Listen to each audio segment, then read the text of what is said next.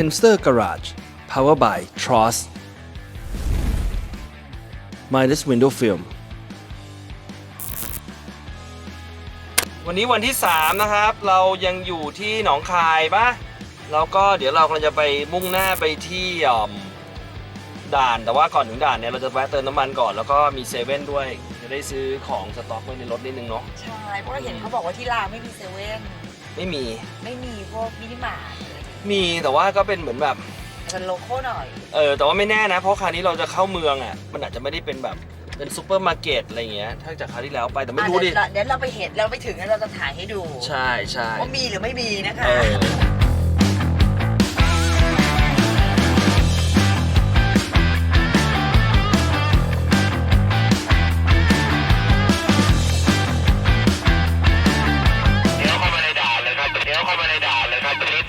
ใกล้มากนะก็พอออกจากปั๊มมาเลี้ยวซ้ายก็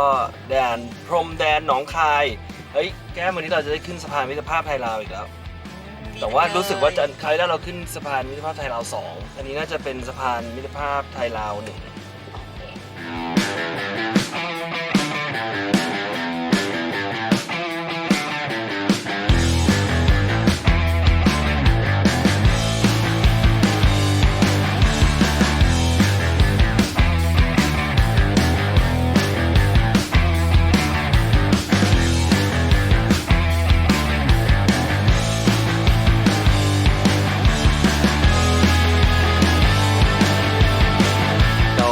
ข้ามด่านมาแล้วปั๊มพาสปอร์ตอะไรเรียบร้อยนะครับตอนนี้มาจอดรถอยู่ข้างๆเลยเดี๋ยวเดินไปดูได้ฟรีคุณนิกกี้ครับอะไรฮะเนี่ยขออัพหน่อยครับอัพโซเชียลมีเดียเหรอครับโซเชียลมีเดียครับครับดีครับเดี๋ยวลองเทียบให้ดูชัดว่าอันนี้คือสีสปีดเยลโล่เรซิ่งเยลโล่แต่ว่าสีเรซิ่งเยลโล่มันจะอ่อนกว่าสปีดเยลโล่แต่ว่าเมื่อก่อนเนี้ยสปีดเยลโล่เนี่ยคือสีเหลืองที่เป็นที่เลือกได้ตอนนี้สีเหลืองที่เลือกได้คือ Speed Yellow Racing Yellow แลกเงินซื้อซิมมันอยู่นะครับอย่างคัน3 เนี่ยมันไม่เห็นผมแรกเป็น500,000แลกไปเท่าไหร่ครับ500,000 บาทเลยเหรอครับ500,000 กรีบเท่ากับ 1,000 บาทครับ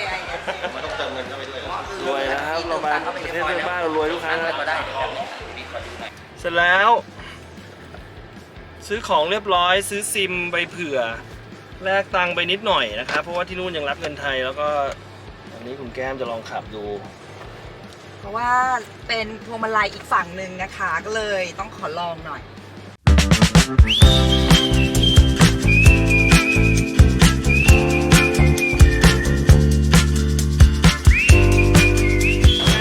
อากาศดีมากเหมือนอยู่ชองมาเลเซียฟ้าเป็นสีฟ้า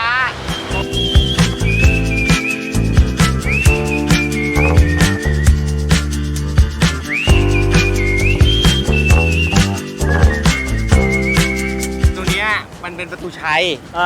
ประตูชัยนี่เป็นจุดที่เราไม่ว่าจะกรุ๊ปไหนก็แล้วแต่ก็เอารถมาจอดแล้วก็มาถ่ายรูปแบบเราเนี่ยแหละเช็คอินนี่สวยเลยเนี่ยสวยดิผมก็ไม่เคยเดินเข้าไปในนั้นเลยเดินเข้าไปดูกัน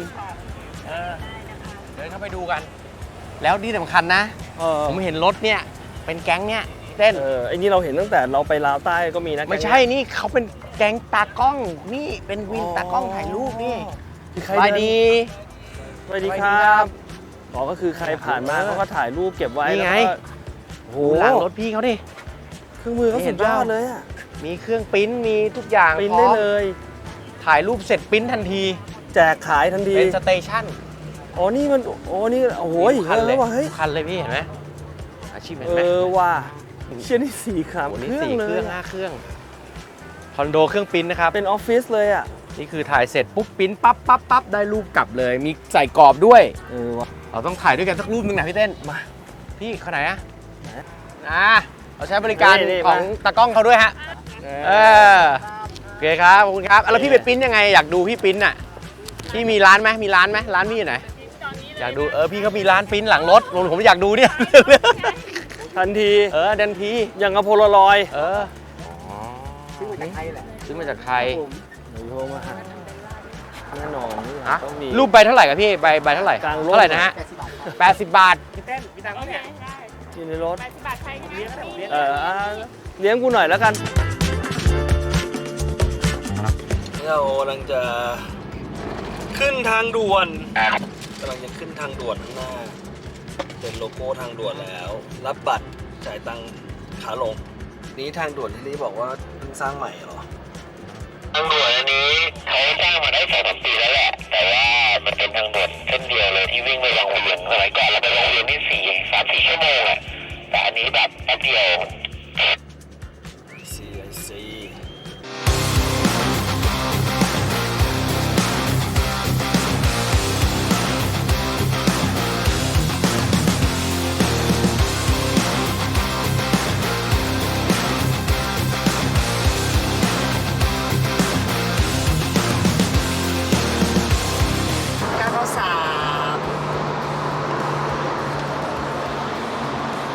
ตีนะคะตี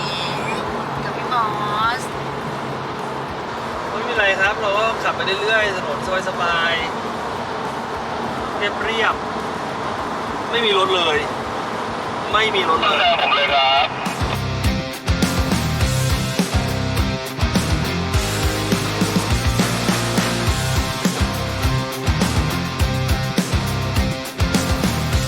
นี่หยุดรถเพราะคุณภูริมีรถเสียงคุณภูริมีอะไรเสียงแปลกๆอีกแล้ว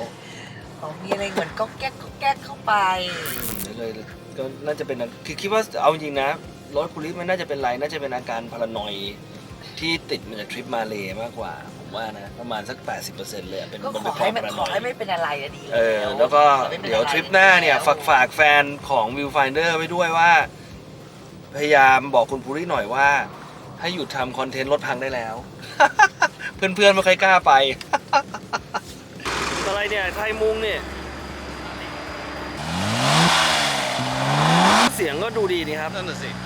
ผมว่าน่าจะเป็นการนอยจากการไปทริปมาเลครับ 80%เป็นความพารานอย ลองดูจริงก็ได้พี่ลองดูจริงได้เป็นหน่อยๆเฉย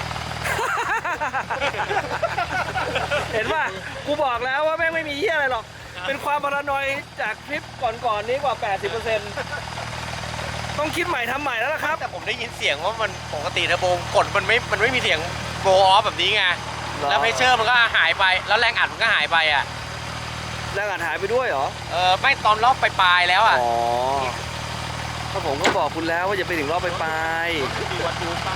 มีแล้วมันขึ้นเต็ม มันขึ้นไม่เต็ม ๆค่อยๆไปนะค่อยๆไป ไปไม่ได้ใช้แล้วเทอร์โบอ่ะ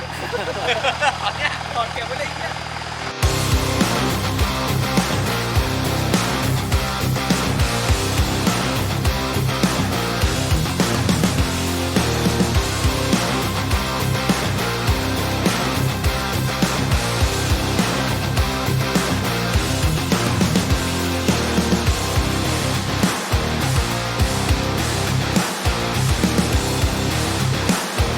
วังเวียงแล้วเห็นภูเขาหน้าสวยเลยวังเวียงแล้วจ้า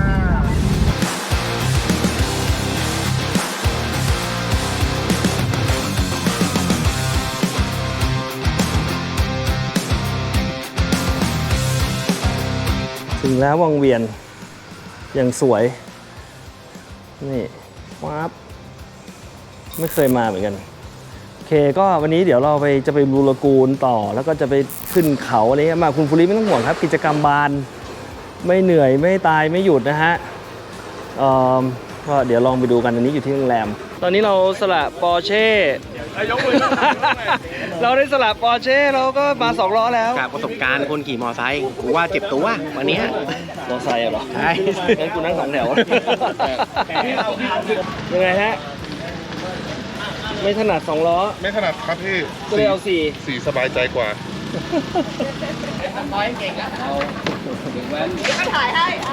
ของลมก็สกอยลุกอยู่แล้ว สกอยลุกอยู่แล้ว สกอยลุกเดี๋ยวไปกับคุณภูรินะคะ เดี๋ยวยกล้อ คุณภูริจะพาเที่ยวลาวนะคะ กำเบรกเอาขาตั้งขึ้น มึงไม่เอาขาตั้งขึ้นมันจะไม่ติด นี่ค่ะ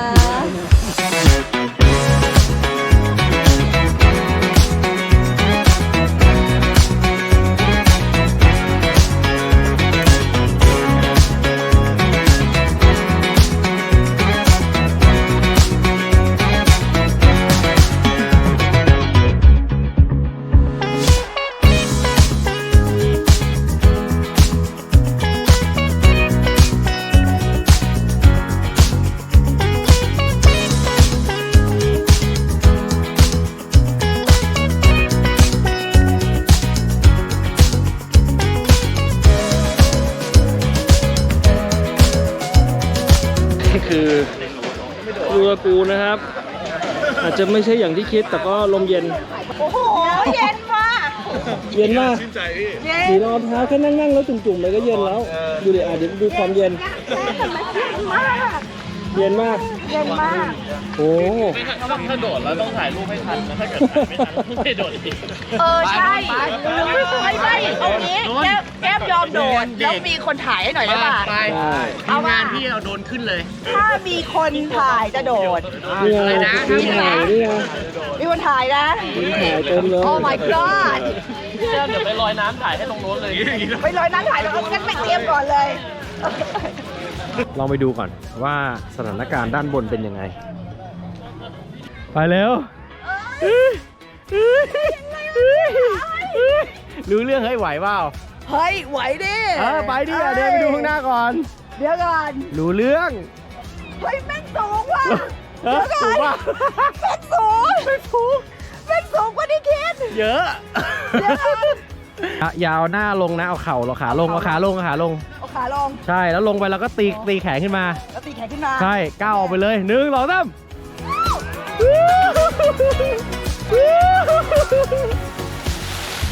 เย้สุดยอดฮะผมต้องลงด้วยเหรอเชียสูงว่ะสูงว่ะ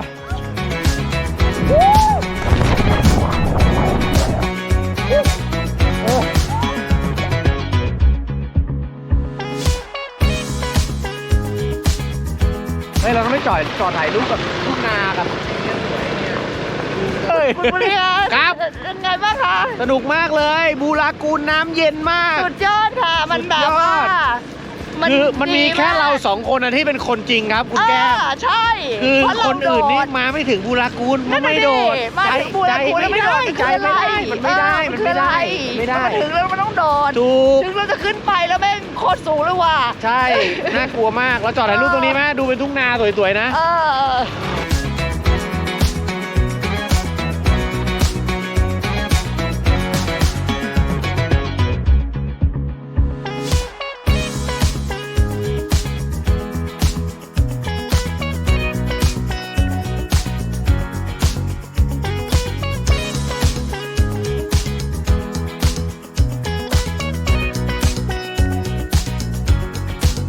มีชีวิตกลับมาที่โรงแรมได้แล้ว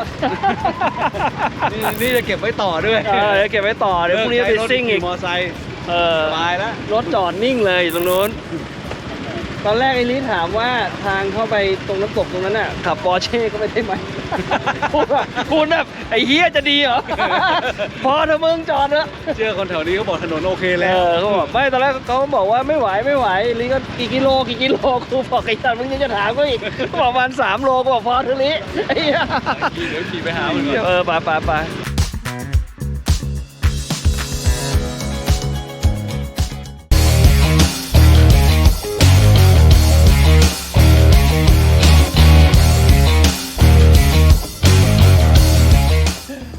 ไม่ยากเดินไหลๆไปนิดเดียวเดี๋ยวก็ถึงไม่เกิน15 นาทีครับ นี่เราขึ้นมาก็สูงแล้วพี่เต้นเห็นไหม ว่ะ นิดเดียวแล้วอีกนิดเดียวก็ถึงแล้ว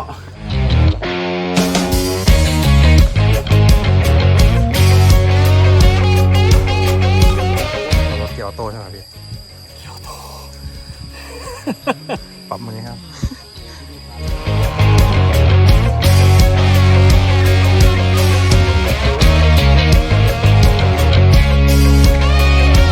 บอกแล้วว่าใกล้ถึงแล้วยังไม่เหนื่อยเลยอยากจะบอกคนข้างล่างฮะอยากขึ้นมามันอยู่ตรงนั้นแหละดีแล้ว อย่าเรื่อง อันนี้ก็คือฝนมันตกด้วยมันเลยลื่นไงเมื่อคืนนี้ฝนตกหนักเลยนะ อันนี้เราไม่ได้ acting ใช่ไหมพี่ ฮะ เราไม่ได้ acting ใช่ไหมครับ ธรรมชาติล้วนๆในสัตว์ไม่มี acting อยู่แล้ว จริงๆมันลื่นนะลื่นมาก ถ้าเกิด วางเท้าต้องระวัง มันเลยช้านิดนึงไม่งั้นปกติพี่ก็แบบปั๊บ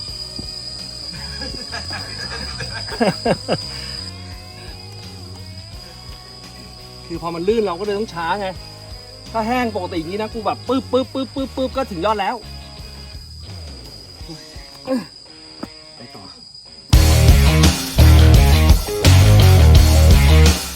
วกมึงกระช้าไงคือถ้า คือถ้าพวกมึงนั่นน่ะไม่หยุดกูก็แบบปั๊บปั๊บปั๊บปั๊บก็ถึงแล้ว กูเริ่มจะโม้ไม่ไหวเลยสัตว์ 35 เมตรนิกกี้ 35 เมตร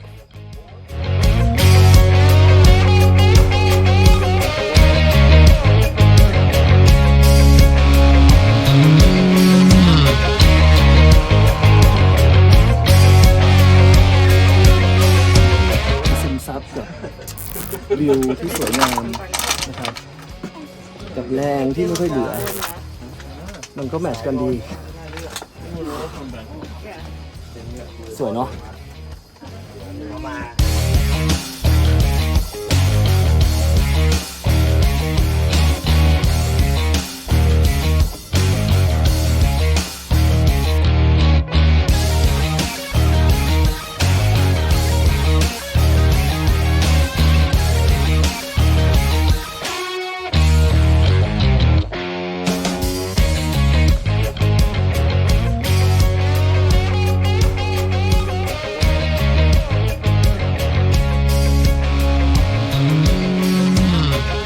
เราออกมาแล้วจากวังเวียนนะครับเมื่อเช้าก็ไปปีนเขาที่จุดวิวพอยต์ขาจะหลุดพอกลับมาที่ห้องอาบน้ำอาบท่าแต่แบบเชียขากูจะหลุดแล้วเนี่ยแล้วก็ไปกินข้าวแล้วตอนนี้เราก็ไปเวียงจันทร์ละคุณแก้มก็ตื่นสายชิลสบาย ใช่ชอบคนที่เขาไปกลับมานี่แบบน่าจะเบิร์นไป10,000 แคลอรี่นะ ยังเหนื่อยกันขาลากนั่นน่ะก็สนุกดีเนาะแบบมันได้ทำกิจกรรมอะไรที่เราแบบไม่ค่อยได้ทำอ่ะ แต่ว่า enjoy เมื่อวานแล้ว เมื่อวานสนุก ขี่มอไซค์ ขี่มอไซค์ไปเล่นน้ำอะไรเงี้ยสนุกดีเมื่อเช้าบุรีก็คอนเทนต์เยอะครับ ก็พาไปปีนเขาอีกขาลากครับไปเราก็ไปเวียงจันทร์ก็ไม่มีอะไรเหมือนกันก็ไปชิวๆแล้วล่ะ เดี๋ยวไปดูเดี๋ยวพี่ลีเขาต้องหาอะไรให้เรา เดี๋ยว ทำ เขาหาอะไรให้ทำไปบอกว่าไปเดินตลาดเดินอะไรไป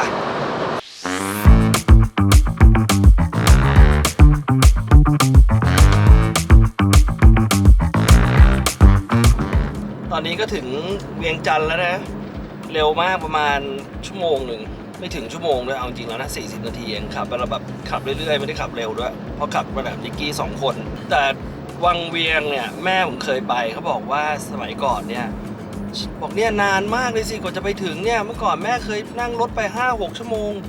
เราก็เลยงงๆนี่เราวิ่งแค่40 นาทีคือเมื่อก่อนเนี่ยทางไปวังเวียงจะเป็นเขาทางเขาแล้วก็เป็นทางที่แย่ไม่ค่อยดีแบบทางแบบ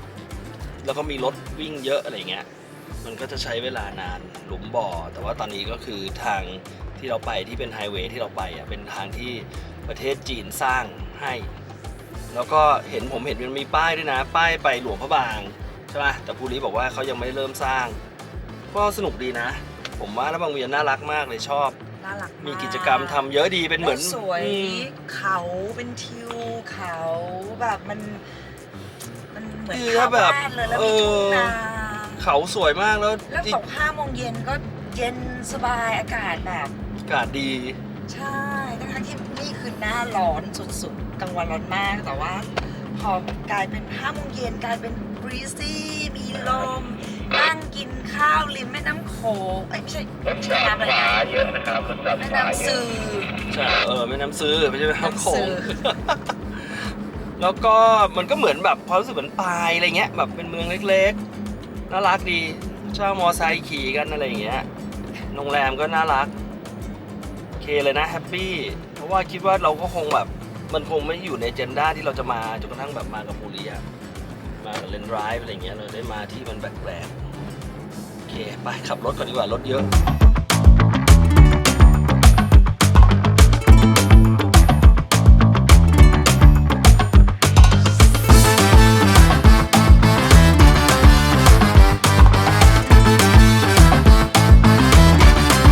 เราก็อยู่ตรงเทรลเลอร์แล้วครับกำลังเตรียมตัว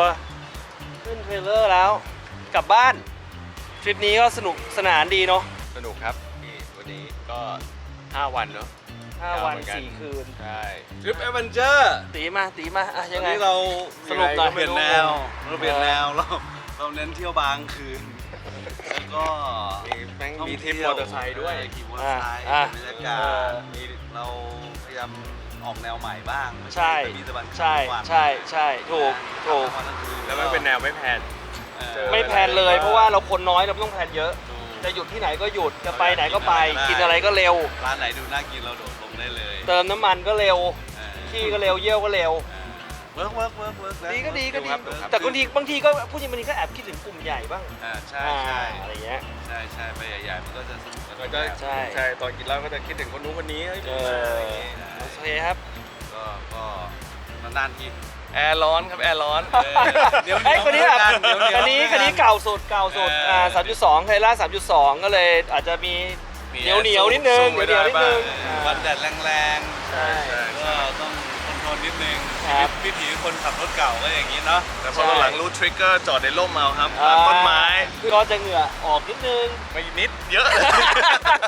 ไหลทั้งตัวพี่ โอเค แต่ก็อย่างเหมือนเดิมเนาะดีใจทุกคนกลับบ้าน 100%รถ 100%ทุกอย่างครับ ครับผม ก็เป็นอีกหนึ่งทริปที่น่าจดจ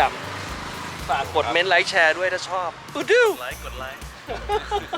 เจอกันใหม่ทริปหน้า เจอกันใหม่ทริปหน้า ครับ ดีครับ